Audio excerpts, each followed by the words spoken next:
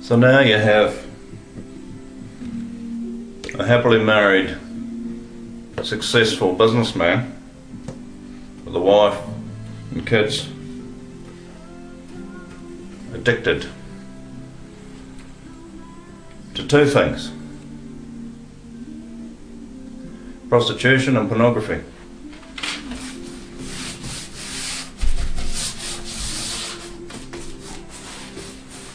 And a third one on the way, which is alcohol.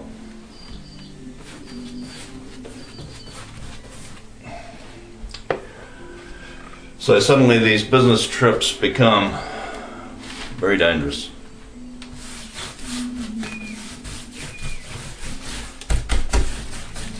And he doesn't really want to go on them, but then there's an excitement inside of him that says, I'll get away from the kids and my wife.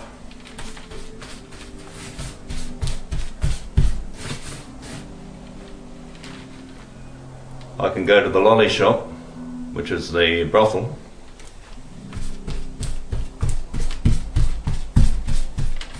have a few beers, get solicited by several young prostitutes that all look really nice and lovely by the time you've had a few beers. And they all think you're Mr. Big, with your suit, collar tie and your paint and leather shoes, cufflinks, and your credit cards, which by this time are suddenly getting overloaded.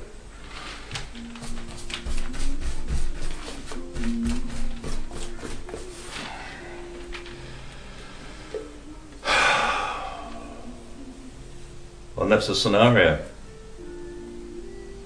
I mean, even with pornography, I've said before that the word porno comes from the word porno in Greek, which actually means the writings of the prostitutes.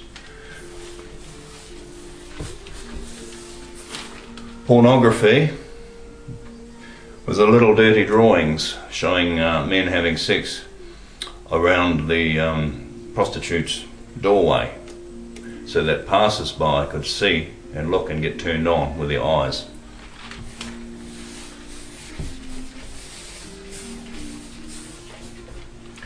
So this businessman's addicted, and it represents a big part of the business world out there.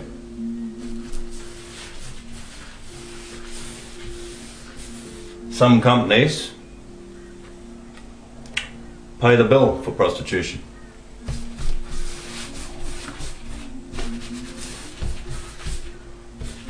They get the client having a good time, suss them out, get a few drinks down them, and suddenly end up in a brothel or a nightclub. When of course you might go to the nightclub and it's a lap dancing place maybe, where the girls strip naked for money and dance around on your lap. You're not allowed to touch.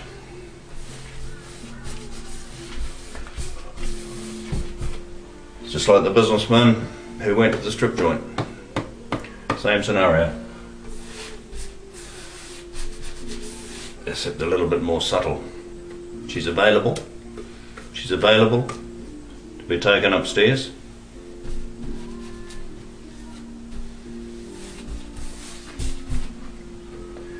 But you see the businessman suddenly fighting for life within his brain, because he has two lives now.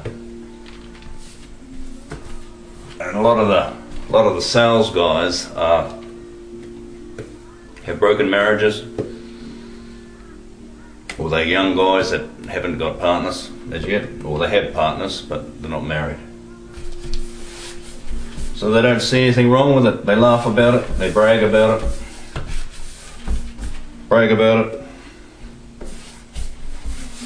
And it's not just a businessman, it happens on a lot of those sports trips. When you're a guy that used to, he was a travel agent, used to book all the planes and that for these sports trips. First thing the guys used to do when they turned up there was they'd all get together, they'd have a few drinks, and they'd go to the prostitute, to the brothel, get laid,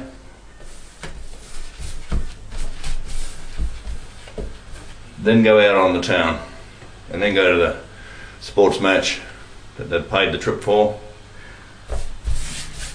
and then go home to their wives and girlfriends.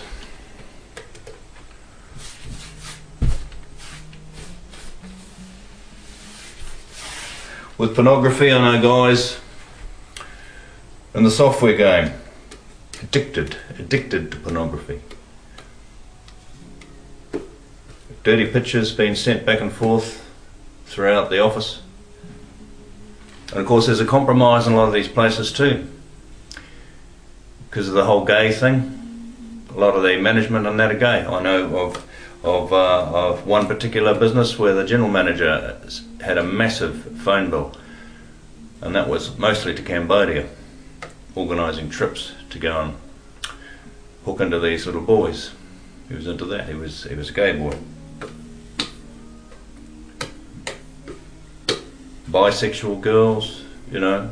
You see, we're in a world that's fraught with a problem, and it ain't going to get better. Pornography's the fastest growing industry on the internet.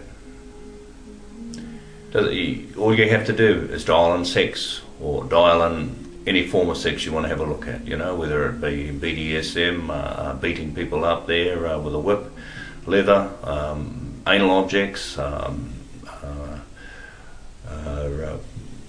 homosexuality, horses, animals, dogs, you name it, it's there. Child pornography.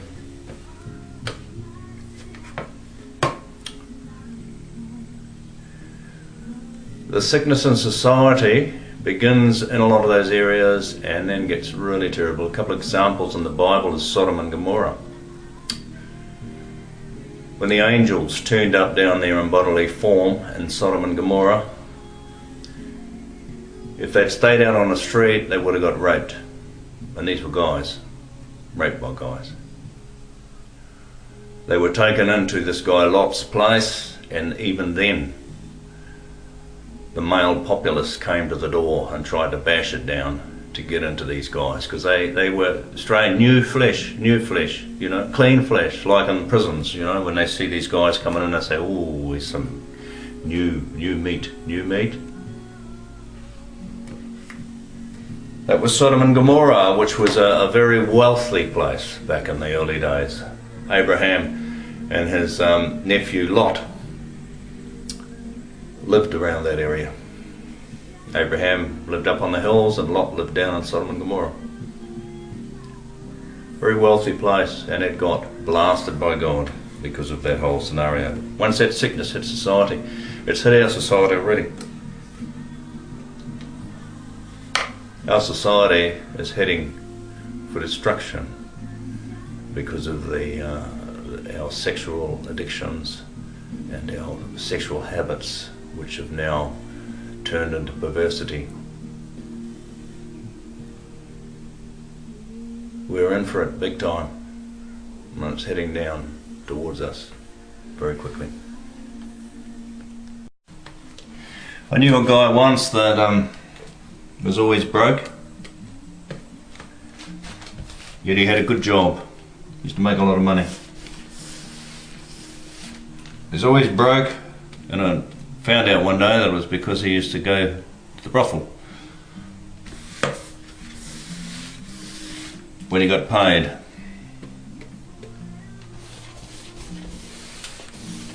He was quite rapt when they used to bring him a cup of tea.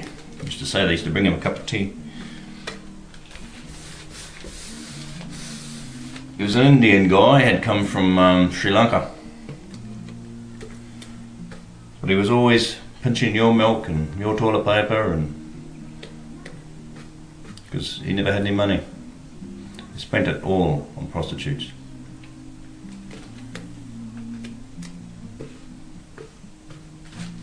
An addiction to pornography on computers. You can spend hours and hours and hours into the early hours of the morning, not wanting to get yourself off because you're getting a high. Your heart rate's going, your breathing is going, and you're downloading videos, dirty videos, pictures, only to be disappointed in yourself at the end of it all and deleting them all off your computer. Yet it doesn't stop you. It doesn't stop you. You get the urge again, suddenly you're doing it again and again. You see, it's never enough. It's never enough. Pornography is the same. Addiction as whether it's gambling, the same. Alcoholism, early hours of the morning, you've woken up with a hangover, you're hooking back into that bottle of wine or that vodka. And then you find you can't go to work because you're stuffed the next day. You feel terrible. And you could combine that addiction with pornography, or suddenly you've jumped into a taxi and you've hooked off up to the King's Cross or another place where the prostitutes are alive all night, and you go up there and you're going from credit card to credit card, trying to find out whether there's any credit left so that you can jump another girl, and you have $1,000 bill the next morning on your credit card. This happens to a lot of businessmen out there. $1,000 bill. And you still haven't appeased the addiction within you that requires more. In pornography, they call it feeds. You dial in for a feed, and it is. It's an addiction as a feed. I think it's demonic. I think in the Christian view, if you look at it, if you are dragged along and you can't help it, it's demonic. You've been invaded by a demonic force that is causing you to follow your addiction, and it's destructive. It destroys you, it destroys the friends around you, it destroys relationships, and of course all it requires is a trigger to be pressed, a button to be pressed again, a trigger to be pulled, and you're back on the line doing the same thing, whether it's gambling, going down to the casino, trying to make money, sitting on those machines, feeding it with money. We seem to be targets for addiction. Addictive behaviour, and it doesn't matter, it could be spending money, it could be shopping, it could be working, it could be hobbies, anything like that, any addictive behaviour. But of course the most destructive is drug addiction, alcoholism. You see, prostitutes are addicted to drugs mainly. I thought at one stage, and on my YouTube, you have a look under the area of prostitutes in a box of Weet-Bix. A lot of prostitutes are working because they're single mums and they need to put Weet-Bix on the table for their kids.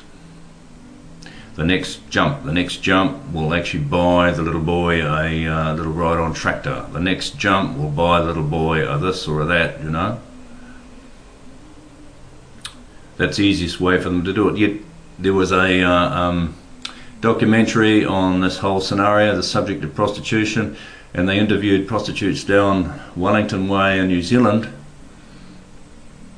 and one prostitute got on there and said, look, well, where else can I get 7 orgasms a day? She's talking about having 7 men, 7 orgasms a day, you know, and get paid big for it. A lot of them live the high life.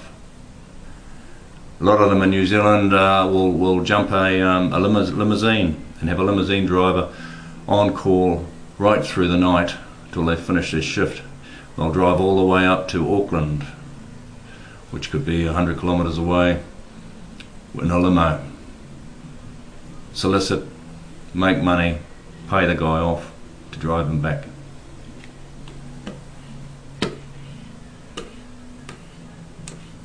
How do you get out of a scenario when you're addicted, when you're caught up in addictions like that?